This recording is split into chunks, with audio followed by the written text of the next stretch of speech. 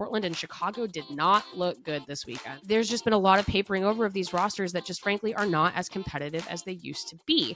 And that is a much bigger issue for these teams to tackle than just a couple absent stars. Hello, everybody, and welcome to today's edition of The Late Sub. I am your host, Claire Watkins, back from a brief hiatus. I had mentioned at the end of last year that we were taking a little bit of time off, doing a little bit of retooling, kind of looking at the big picture, how we're going to have the show operate in 2025. So definitely expect more information from us on schedule, cadence, stuff like that in the future. We will be telling y'all what you're going to be expecting for The Late Sub this year. But I had to hop on and give some quick takes because we had NWSL opening weekend. And we need to talk about, I'm cheating a little bit here, as I love to do sometimes. We're going to do some early predictions. We're going to talk about what happened this weekend, not go too long on it, but just sort of the quick takes, how I'm feeling after weekend one. And I'm going to be able to use that to inform some of my predictions for the larger scope of the NWSL season. And I'm going to say it, this first weekend of NWSL play, I think actually did a great job of sort of confirming some priors, seeing some trajectories, confirming maybe some thoughts here at the beginning of the season that do inform maybe how I think the season is going to go, or at least what the themes of the first half of this season before the big break for the European and elsewhere big international tournaments will happen this summer. So I think everybody, if you're listening to this, you got a chance to kind of probably look at the scores. We had 3 big wins from some of the top 4 teams of 2024. There were a lot of 1-1 draws.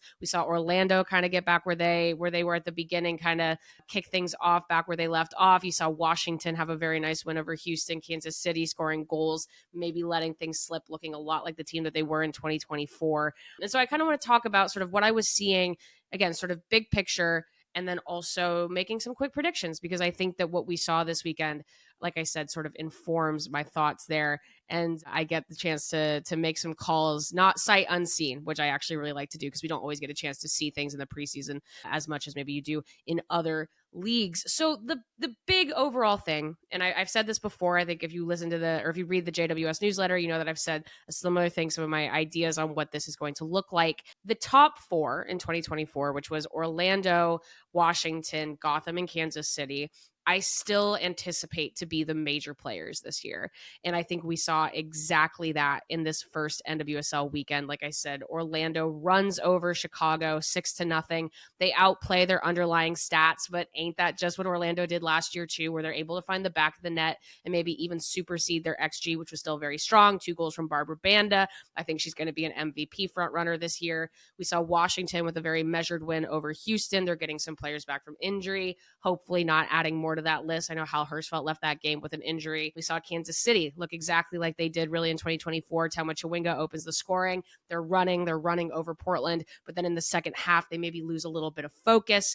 They have trouble holding things off. They get a little bit lucky that maybe it wasn't a 3-2 score line. And so that sort of high highs and low lows for Kansas City continues as well. And then everyone else is in the pack. I think Gotham is a little bit less dynamic, if solid. That's the other team I want to shout out because I do think they're going to do well, but with their very active offseason, I think they're very talented. I think they're going to probably finish in, at the very least, the top 5. But a little bit less dynamic, a little bit less exciting than they've been in the past. So I'm curious to see how they continue to grow into the season. And so, yeah, I think big picture, just to say, I think what we saw was an affirmation this weekend that the top 4 are here to play from last year, that maybe power rankings, we shouldn't go too crazy. We are going to see some risers and some teams fall, but the top is the top. They made either good moves in the offseason or they made solidifying moves, didn't lose too much talent. And I think we're going to see very similar styles of play, which bodes very well for these teams in 2025. So taking all of that and moving it into maybe a couple predictions, big picture thoughts. I'm just going to kind of weave my thoughts about these teams into some of these larger predictions because I don't think these are too many hot takes. I'm very much a believer, even for power rankings, that if it ain't broke, don't fix it. I think you need proof from a team that was at the top last year that things are not going to work out the same. We did not see that from Orlando this weekend. So I'm going to make some early predictions here, and I'm going to tell you why. I want to start with the Shield, kind of what I was just saying. I think Orlando is still the front runner for the NWSL Shield this year. They lose Adriana she leaves the league. There's maybe a lack of depth in late game situations just because they're starting a couple different people. And I think there is still a question of like, are these young players going to continue to develop? Are they going to have late game impact subs the way they would like to? There's the question mark of Marta's continued ability to turn back the clock. She had a fabulous season last year. Is she able to continue to have that impact on games this year? But Orlando looks great. They looked great in the Challenge Cup, even though they didn't ultimately win that game. They obviously tied in regulation and went straight to penalties, and penalty kicks don't really mean much in terms of the early stages of the NWSL season. They look deep. They look like their style of play hasn't changed. And Barbara Banda looks incredible, and they're going to get her for a whole season this year. So Orlando, they ended last season as the Shield winners. They are still my Shield top contenders in 2025. However, and this is moving on, I'm going to split Shield and Championship. Very easy to do at the early starts of a season. Hard to do the double, even harder to do it twice. I think Washington is my championship frontrunner, a little bit different than Shield. I think those question marks about Orlando raise questions about maybe what their form will be looking like going into the offseason, about whether fatigue will be an issue or whether they'll be maybe more reliant on certain players to step up and to contribute. And maybe that will impact, again, form in the latter half of the season. Washington, I am so high on Washington this year. I think Jonah Heraldez has already shown flexibility as a coach. I think Mark Krikorian had another excellent offseason. I think they have a really nice mix of some of this American kind of homegrown talent and some really nice international signings. For them, the question is injuries. I think everyone saw for the Challenge Cup, they had a laundry list of injuries, just many, many players deep. If they can start bringing players back from that and not lose too many, they are my championship frontrunner. I think they'll have the ability to contend for the Shield, and I think they'll have the ability to keep making that run in the playoffs just so long as everyone is good to go. I like Kansas City as a playoff team. I mean, like I said, they kind of have two sides to them. They're able to score at will. They also sometimes lose control of matches. I still think that's a recipe for success in single elimination playoff. I think they learned a lot from that experience last year. And so I could absolutely see them making the jump all the way to a final this year. And I think you can't ignore Orlando. But like I said, I just have some questions about maybe some of the fatigue that could hit them later in the season. However, way too early MVP, I'm going with Barbara Banda. I am. So I think the adage at the end of 2024 is Temwa Chawinga earned MVP on a scoring clip that was record setting. It was absolutely insane. But the adage that I repeated and I heard other people say is that there was this feeling that Barbara Banda is probably the best player in the league right now, but Chawinga absolutely had the better season. So is this the year that Banda turns the table? Is she able to turn, again, that quality that you see every single game into those single season results that will result in an MVP award? I'm curious if she's able to outpace Chawinga. I know a lot of people have put Trinity Rodman in this camp. I'm curious if she has that expectation of herself this year, where I think health is a big part of her journey for this year because she wants to be very healthy for the U.S. for years to come. She's coming off that sort of lingering back injury. I think Trinity Rodman could absolutely be an MVP candidate, but if I were her coach, I would say I am not putting that expectation on you this year. We have the depth to succeed with you doing your part without running yourself into the ground. So Barbara Banda is my MVP vote. Coach of the year, very high on Washington, Jonah Heraldez. And the reason why is not necessarily just because I think he's going to bring the Barcelona style to the NWSL or really change the face of what we consider to be a successful team in this league, but it's the fact that he is not so rigid that he has to do that. I was really impressed with Heraldez at the end of last season with the injuries that they had, the fact that he came in late midseason, and he was able to adapt to the talent in front of him and turn that into a team that made it all the way to a championship and arguably outplayed the Pride in that championship, just couldn't get the job done. So his flexibility is the reason why I think he is my coach of the year frontrunner, because I think that if they are able to be firing on all cylinders, I think Washington's going to be a very special team, but I also just trust his ability to get the most out of that squad,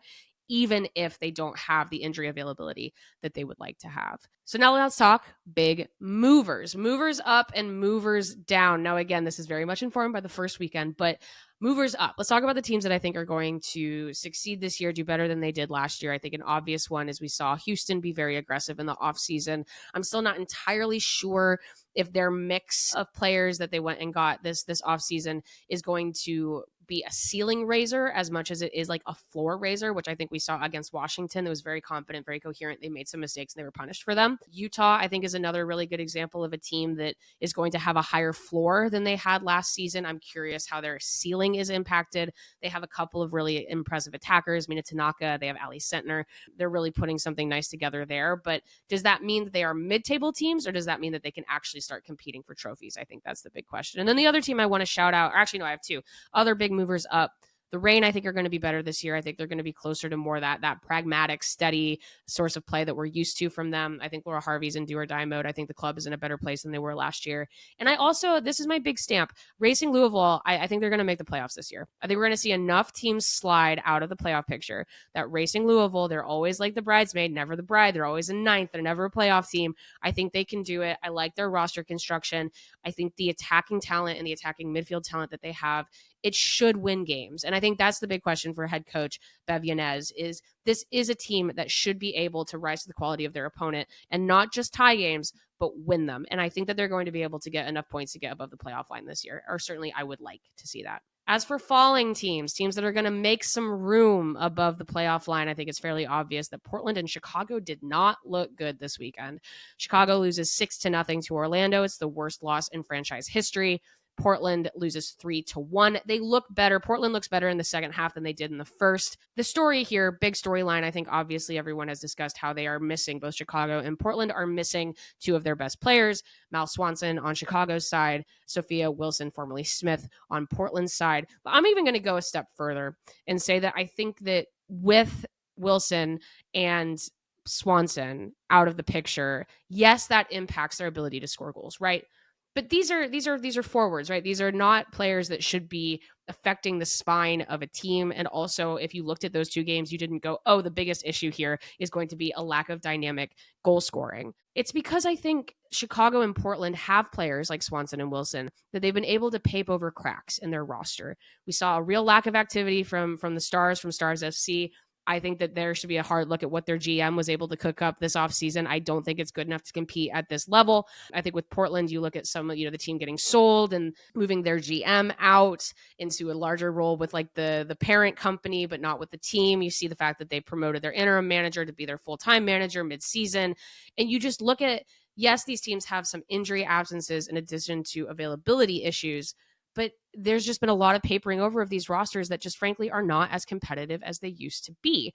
And that is a much bigger issue for these teams to tackle than just a couple absent stars. I don't think it's going to happen this season. I think both Portland and Chicago are going to fall below the playoff line. And then other storylines to watch. Here's what I'm looking out for. Here are my big three storylines, and we're going to discuss this throughout the season. One, who is the next homegrown U.S. Women's National Team, like upstart star, right? This is the year for it. U.S. camps and an NWSL. There's no major tournament this year. You have a number of players kind of sitting out. Again, you talk about Wilson, you talk about Swanson. You have Trinity Rodman, who has limited availability for the U.S. right now. There's opportunity. Who is that player going to be? And I like this, again, in the NWSL level. We know the wonderful players that are playing in Europe, but I'm very curious who is going to emerge as a player that you watch and you go, Emma Hayes should be calling that player in. My wild card, Portland did not look great this weekend, but Olivia Moultrie was their best player. And I'm really curious to see, with her growing leadership role, the fact that she is going to have to be pushing that talent level on the Portland Thorns side. Does that mean that we suddenly look at Olivia Moultrie again, perhaps as part of this young core of the U.S. Women's National Team midfield? Second storyline I'm watching, coaches. Coaches. I do think general managers get off way too easy in this league, and the coaches are going to bear the brunt of criticism if things go sideways. But I also think that is part of the history and part of something that we should be looking at closely. You got Jonas Eideval at San Diego trying to turn that project around. You got Angel City still waiting to sign an interim. You got Mark Parsons in charge of that decision, right?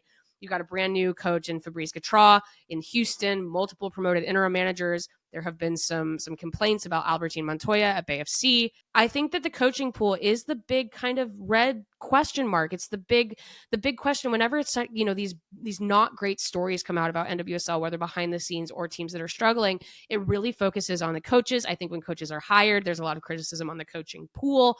Is this the year that things flatten out for coaches in NWSL? Is this turnstile just going to keep going? What does stability in the coaching pool even look like in the NWSL?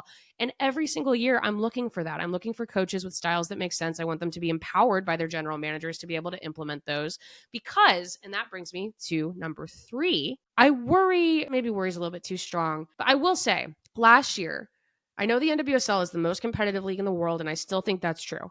Last year was not the most competitive year for the NWSL. The top 4 teams ran away with the top 4 playoff spots. You had Orlando run away with the Shield. You had historic unbeaten streaks by 2 teams, not just 1, 2. And it wasn't great for the idea that the NWSL, truly teams 1 through 14, were competitive with one another. The floor was lower, the ceiling was higher. And as much as I enjoyed all the wonderful soccer being played at the top, you do wonder in a year like this one where there isn't expansion before more expansion next season, can the competitive nature of the league balance out? And then that's when you start looking at maybe there are clubs that just aren't ambitious enough. And that's when you get into the danger zone of what the NWSL actually looks like as a product that they can show off to fans across the world, right? Was 2024 just expansion year blues? Totally possible. Or is the league moving too fast? Is there not the ability to hit those kind of stable seasons in between expansion years, especially again with more 2-team expansion next year? I think that's the same question for off the field attendance, for TV numbers, for again how you're positioning yourself versus Europe that signed a number of players out of the league in the offseason. What does that part look like for the NWSL as well? Can they stabilize and become more competitive? Can the worst team in the league be more competitive than the worst team in the league last year? That is my $1 million question for the NWSL. And I would love for the answer to be yes, but kind of some middling results this early weekend. So we will see. Thank you all for listening. It's so great to be back. Just give you some of my quick hot takes about NWSL. Like I said, we're going to have more formal messaging on what late sub looks like in 2025. Very excited to get that up and running. As always, please check out the Just Women's Sports newsletter. I'm hitting that 5 days a week. We got a lot of great women's sports content for you on all of our channels. Please follow. I have been your host, Claire Watkins, and this has been The Late Sub.